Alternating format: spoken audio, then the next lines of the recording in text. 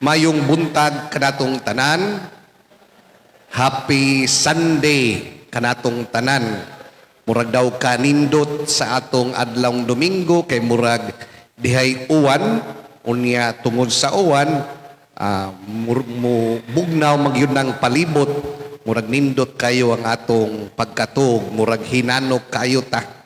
Nya karon wa nay uwan daw nigawas na po ng adlaw andam na kita nga moatubang sa bagong adlaw ug ato kaning giunahan sa pagatubang sa bagong adlawng Domingo pinaagi sa pagsimba busa atong hatagan og masipang pakpak ang atong Ginoo nga atong gisimba. Sipa kayo pakpak diri si Brado, no? Pasalamat gayud na sa Ginoo nga ania pa kita angayan gayud kita magmaya ug magsimba sa Ginoo. O apil sa tong mga katuyuan mao ang mga musunod nga mga katuyuan sa tanan nga mga nagsaulog sa ilang birthday sila binakang Bishop Patrick Buzon SDB DD kanang DD mao nay title nga ihatag sa mga obispo siya karon bisan murag ugwa ko masayop taga Garfield na siya kanang gawas sa manas ngadtos ko anam na ilang lugar no kadtong gawas na sa Pasil. Pronto aron siya sa Bacolod. Siya mo'y obispo sa Diocese of Bacolod. Special protection and healing sa tanang mga AMRO aiders.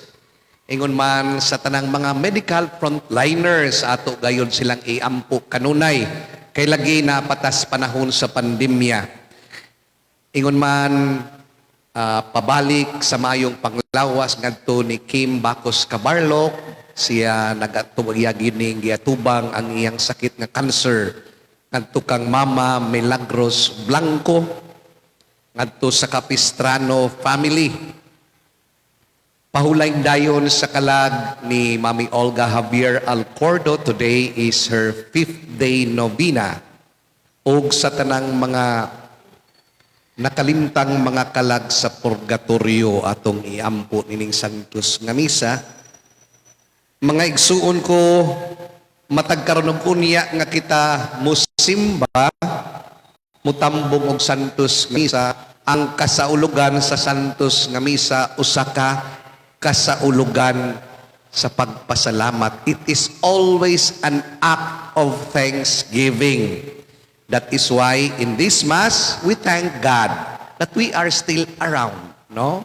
Daw duha ka semana na ang milabay sukad niabot ang bakuna dinhi sa atong syudad kanang bakuna nga Sinovac atong hinumduman kanunay pung pa sa mga doktor kay maminaw magitas mga doktor nining atong pakigbatok sa kagaw pung panila nga ang pinakamaayo nga bakuna kanang bakuna nga duol nimo nga imong madawat. No, di na ta mamili kung sa pang bakuna total kanang mga bakuna miagi naman na o gitawag na to clinical trials. Mingon ganitag clinical trials agi eksperimentuhan na gyud na. So gisusi na gyud na kung okay ba ni unya moabot ang higayon nga ila gayong mapatuman nga okay gini mo na nang ihatag nila. So kanang tanan nga mga bakuna Pfizer unsa pa na diha Moderna, napay Johnson & Johnson's, unya ay Sinovac pod, napoy Sputnik, pero kaning niabot sa atua, daw hinatag ni gikan sa China. Murag na ning kamot pud ning China sa pagkuan kay dito biya ni gikan nila. Daw pila na ka doktor ang nahatagan sa maong bakuna, murag okay raman gyud, no? Okay raman gyud. So pasalamat ang atong una mga doktor sila ginag-una-una kay napanay bad reaction as sila in town maoy maigo pero salamat sa Dios nga daw duha ka semana na murag maayo ra gyud og epekto ug moy atong panghinaot mga igsuon mo ang tanan makadawat niini no nga unta ang atong gobyerno maningkamot aron ang tanan nga buot magpabakuna mabakunahan, no? Kay this is for our own good and for the good of the community. Kay ug ang tanan mabakunahan na, we are already in a way, we have received some kind of protection or immunity against the COVID-19 virus. So, nindot na kayo. Balik na atong kanhin niyang pagpuyo. Of course, padayon lang gihapon tagsulob og mas hangtod walay abiso gikan sa ato mga kadagkuan hilabi na sa Department of Health, no? So mga igsuon padayon lang tas pag-ampo kining bakuna usan ni kini kagitawag natong answered prayer, dili ba? Nalipay na ba mo nga naay bakuna? Kinsa may magpabakuna diri taas kamot? Mutulor ka buok? Ha? Ang mga doktor, kani mga doktor ba niya magpabakuna, mga bata pa man gunin, no? So pabakuna gyud ta, no? Og naa man gani sa atong barangay unya, moingon nga naay bakuna, pabakuna ta. Sama pud na naman to higayon do dinhi sa atong barangay, murag sa Pasil og sa Suba nga naay gihatag nga flu vaccine, ug wa ko masayop. Ya daghan man sa tong ni Abel, o mura ra pud ingon ana ang kanang flu vaccine, ang nagpabakuna ni ana nganong nagpabakuna ka para di na ka magka-flu. Dili ba? Unya naapod to'y pneumococcal, para di naman pneumonia. Unya kani pong Sinovac, o unsay mo abot nga lain pang bakuna, AstraZeneca, bakuna po ni para di na ta coronavirus, no? So di na ta kinala magtuob, no? Kinalay nanay gitawag na itong bakuna. Padayon lang itas pag-ampo, mga igsuon ko, muna na'y bunga sa atong giampo nga Oratio Imperata. Kanya mga igsuon ko na nakita sa ikaupat nga Domingo sa Kwaresma. Dili lang nato mabantayan, ananata sa unya sa Domingo sa kanang gitawag Lukay, Binditas Lukay, unya inig Binditas Lukay, muna na ni pagsud sa Semana Santa. Sus, kapaspas sa higayaw, no? Murag last year, ingon ani gitong panahon na nga nagsugod ang pandemya, nga nagsugod na tag mask, no? Murag usa ka tuig na. Pero maulagi na, naay bakuna, murag makagawas na ginta ni ani, murag makita na to anong kahayag. Pero wa pa ginta kagawas. Munang padayon lang ginta, mga igsuon ko. Yan ining ikaupat nga Domingo, mga igsuon ko, kita gipahinumduman ang tumong og tinguha ni Jesus nganong niya siya, nganong gipada siya sa atong amahan, sa iyang amahan aron sa pagluwas kanato, dili aron sa pagsilot. Ug ato ganing balikan ang unang parte sa atong ebanghelyo, si Jesus miingon kang Nicodemo, ingon nga giisa ni Moises didto sa kamingawan ang bitin nga tumbaga nga gibutang og tukon ang anak sa tao kinahanglan nga iisa usab. Ug atong balikan unsay nahitabo sa daang kasulatan in the book of Numbers chapter 21, it is said there nga dihay panahon nga ang mga Israelita ilang gisaway si Moises ug ang Ginoo, ilang gisaway ug wala nila sunda ang mga gipahamtang nga ilang sundon. Ug unsay nahitabo, diha kadtoy bitin, unya daghan kayong napaakan sa bitin. Ug kadtong mga napaakan sa bitin, unsay nahitabo, nangamatay kay labya ng mga bitin. Ug ang mga tao tungod sa panghitabo nakaamgo ka ang mga Israelita, motong nagpakiluoy sila ngadto kang Moises sa ilang sayop, sa ilang kahiwi. Mo dayon to si Moises nagampo og pinaagi kang Moises kay si Moises usa ka propeta, and prophets are God's spokesperson, no? Kay ang Ginoo mo istorya dito sa propeta ug ang propeta maoy mo sangyaw dito sa katawhan. So ang Ginoo misulti kang Moises, paghimo og kanang bronze serpent, dili tinuod nga serpent, no? Bronze nga bitin, unya iisa ka na sa usa ka tukon in a form of a pole. Unya ang tanan nga mutan-aw dinha sa maong bronze serpent muhangad og mutan-aw, dili mamatay og sila maluwas. Nakanindot, no? So naghimo tuon sama sa giingon sa amahan ngadto kang Moises, naghimo siya bronze serpent, and all the people, all the Israelites who looked up aron sa pagtan-aw sa bronze serpent, nangaluwas silang tanan. Mo din to gipa sabot sa atong Ginoo ngadto kang Nicodemo, daw usa ka sambingay nga daw sama nga giisa ni Moises sa kamingawon ang bitin nga gatumbaga bronze serpent, kinahanglan iisa pod ang anak sa tao.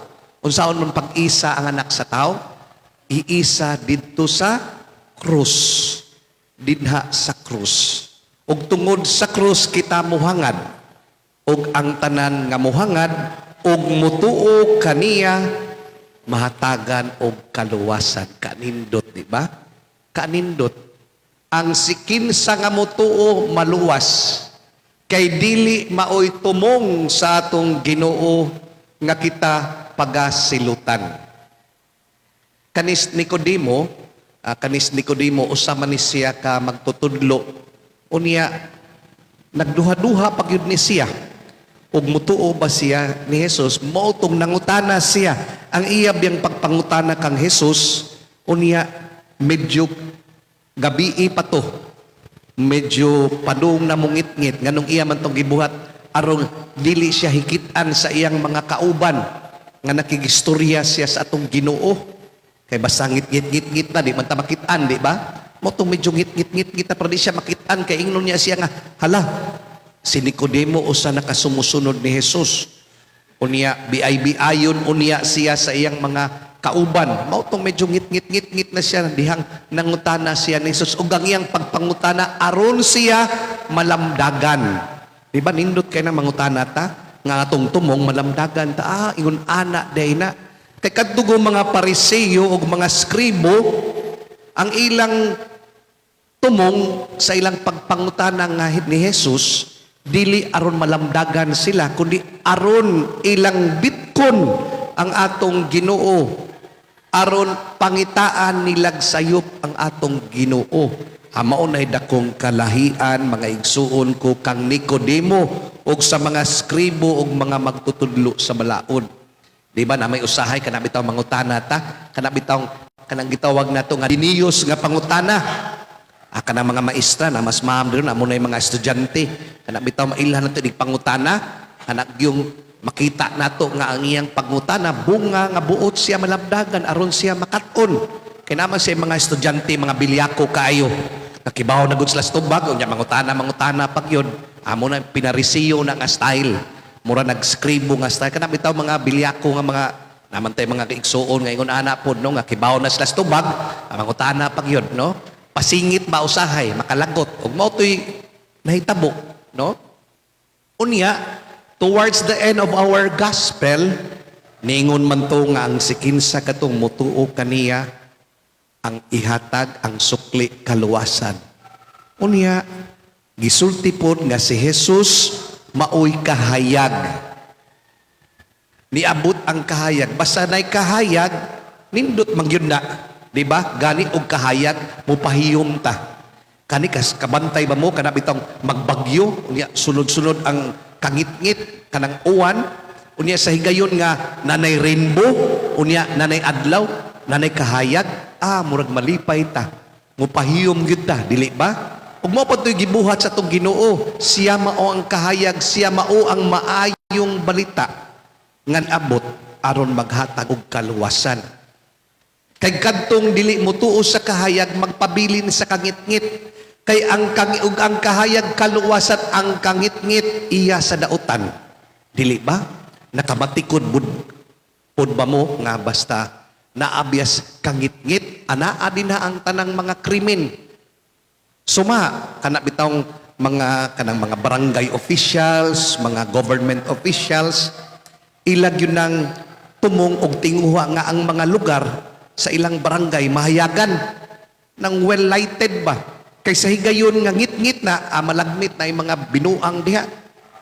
Kay og hayag, ang mga tao nga mga dautan, mahadlok mubuhat og dautan. Kay nga naman, na may kahayag, Makitaan man sila, pero ngit-ngit gani, anak magbuhat. Suma, kanang mga magbuhat og dautan, adto gisngit-ngit. Kanang mga tulis-tulis, wag yung kay manulis, inik-adlawan, kanang manulis og adlawan, mga bagita na gyud na. Perti na gyud na, kay di na mahadlok og kahayag, no? Kung ano gid sila, bisag kahayag, ilag yung atrakuhon, di ba? Nakahinumdum lang po ko, itong bata pa mi, kato mga igagaw na ko, mga daga-daga, ingnon gito sa akong lula, o kamo mga daga-daga, niya manrato na unya mo, inigdit-dit ninyo, kinahanglan, ayaw gid mong pangit-ngit, kaya anak gimos ngit-ngit, malagmit na mahitabo nga dautan, munang kaniad to, basta magtrato-trato gani, trato ba man na kaniad to, magkuhan gid na nakabantay lang ko, bata pa magkuha to, nako'y kagaw nga ni Puyo sa mo, na mamisita, naginay table, no na table, unya, ang lalaki nasa tubangan, unya, ang babae nasa tubangan po, no? Maglagyo gid sila, di na pwede magsikit-sikit, ya, di na pwede mag-short-short ang babae, no? Kasabang itong lula, kanay mong short na, pagkarsunis dito, magkarsunis dahil na, kung dili, gani magsayal nga kutom tuhod, no? Niya ako, kay bata pa ko ato, tanaw lang ko nila, no? Yan, napaginay kandila, diha, naisuga, makitaan gid sila, no? Mo pa na kanian to, unya, wag ginay hikap-hikap diha. Ako lang itong nahinumduman kayo siya magkuhit-kuhit sa tiil. Kaya tiil, di man makita. No? So mauna mga igsuon ko nung akong tungong nga itong Ginoo maoy kahayag. O tungod sa kahayag, angayan kitang magmapasalamaton. Mga igsuon ko sa atong kanta nga Hosea, come back to me. The Lenten season is a time to come home. Pauli ta. Atong basula na itong tanang mga sala, panahon man tas pandemya, we try to say it directly to God. And we promise before God that especially in this time of Lenten season, I am coming back to you. Sa ngalan sa Amahan, sa Anak, ug sa Espiritu Santo. Amen. Palihog manindo. Ato karong ipadayag ang credo sa atong pagtuo.